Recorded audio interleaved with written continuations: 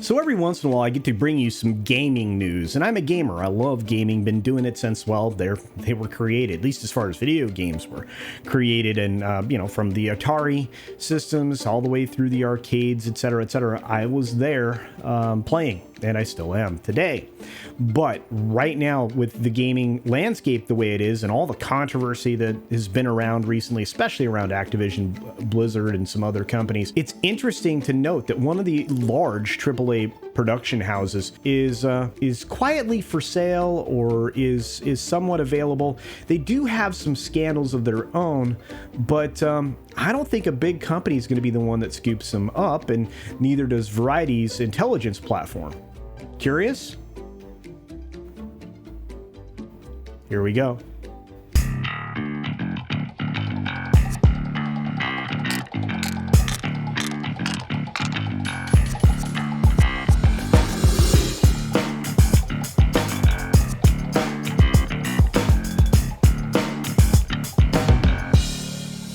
So Variety and I, we don't often agree, but sometimes they put together a great article in their intelligence platform, the VIP Plus section of their, trade mag. That's probably the best way to describe it.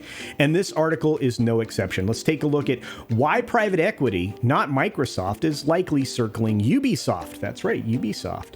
Ever since the Xbox parent Microsoft in January entered into an agreement to fully acquire Activision Blizzard for $69 billion, and Sony's $3.6 billion Bungie buy came right after that, the video games business has been abuzz with the possibilities of more M&A deals, and you're going to see a lot more of those in the future. Now, the latest name to pop up, according to them, and lots of us has heard this like months ago, is Ubisoft, which is predominantly known for its Assassin's Creed franchise. See my little buddy here? Assassin's Creed. Yeah. Anyway, per Bloomberg, the report was published on Friday, and if you read that article, it's kind of an interesting read also. As you can see here, these are the notable acquisitions currently that are in process or have completed, and the value of each deal. Look, you've got Facebook, acquiring Oculus, EA getting Glue Mobile, Microsoft getting Mojang, Sony gets Bungie, ByteDance gets Moonton, Activision Blizzard acquired King, Microsoft acquired ZeniMax. That was a huge deal because, we lose a franchise there. Tencent grabbed 70% of Supercell. That's a mobile gaming effort there. Take-Two grabbed Zynga, another mobile. And then Microsoft grabbed The Beast, Activision Blizzard. Now, all these deals are slated to complete or have already completed quite some time ago. And the one that will be interesting is the Activision Blizzard deal. And there's a reason why that's the most interesting, antitrust aside. I don't think they could be in the market for another studio anytime before that's completed, but we'll get to that here in the article in just a moment. So currently, Ubisoft is valued at $5.2 billion. It's the kind of potential acquisition that would draw a wider pool of buyers than just tech giants. While the Bloomberg report makes it clear that people familiar with the Ubisoft affairs singled out big private equity firms like Blackstone, KKR, and other entities. So I would strongly expect the company that just made those acquisitions, Embracer Group, to maybe make a strong play for Ubisoft. It would make a lot of sense, and it would fit right in with what they're trying to do in acquiring, all these studios like we mentioned before, Square Enix and all these other studios. I think Ubisoft would be a nice fit, and it would put another IP in their house, which might be good for them. Regardless, Ubisoft being brought into the Xbox fold would be highly unlikely development, at least for now, at least according to the article, and I agree with this. This analysis is 100% right. For one, Microsoft Activision Blizzard's deal isn't expected to close until as late as halfway through 2023, and it might take longer than that. It is awaiting its regulatory approval, and I don't think that's going to come easy. While Ubisoft could theoretically enter into an agreement with Microsoft now and have that approval put on the back burner until after the Activision deal is done, it would add unnecessary risk to what is already bound to be a tight antitrust overview of the deal. But more importantly, Ubisoft has an influx of internal issues that have yet to be sorted, and you can see what's happening with production employees at Ubisoft and those numbers climbing. Most pressing is the company's workforce, which is, as of the end of March 2021, counted at 17,000 production employees, a number that has grown exponentially throughout the last decade.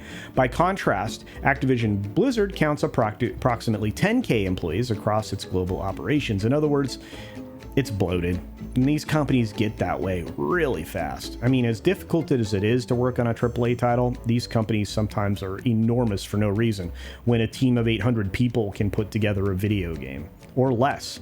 Consider this.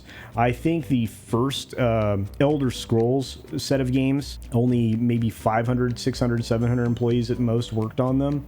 Very strange. Anyway, the investment is such a strikingly large workforce for a company that brings in ostensibly less revenue than its peers.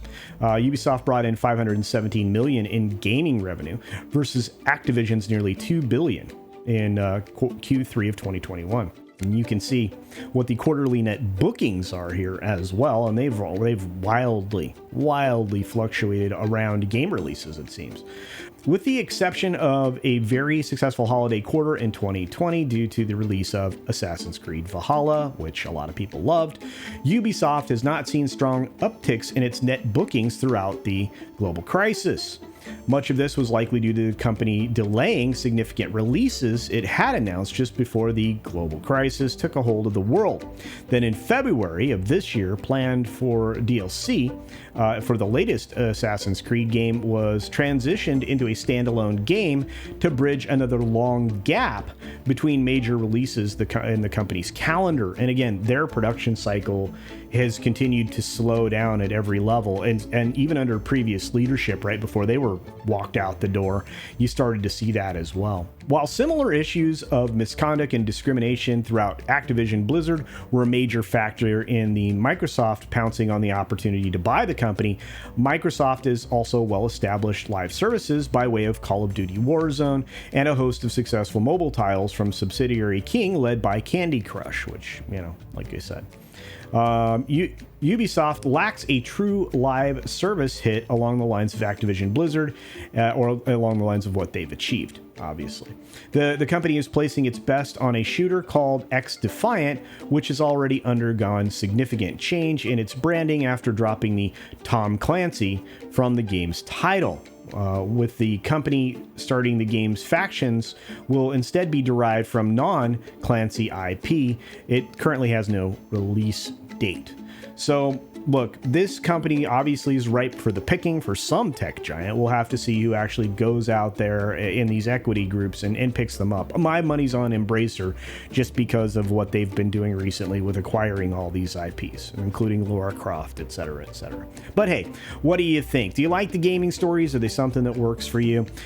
Is this the kind of thing that works for you along those lines? I mean, isn't it intriguing that we could have another big player transition into, an owned entity by one of these private equity firms? I guess we'll have to see at the end of the day. But anyway, feel free to comment below. We'll hopefully get back to you. And of course, support other independent creators just like you support me. So if you're not subscribed, hit the subscribe button. And if you're not subscribed to some of your favorite content creators, do that as well. Give them the engagement that they need. Help them grow. Help me grow. Hit the like button. Hit the bell. Make sure you know when things are going to happen with those notifications. Comments really help with engagement, as does sharing out the content for your favorite creators. And with that being said, be sure to take care of yourself, take care of others, wash your hands, of course, because it's good hygiene. And until next time, bye. Hey there, one last quick note before I let you go, and before we make it to the end of this video.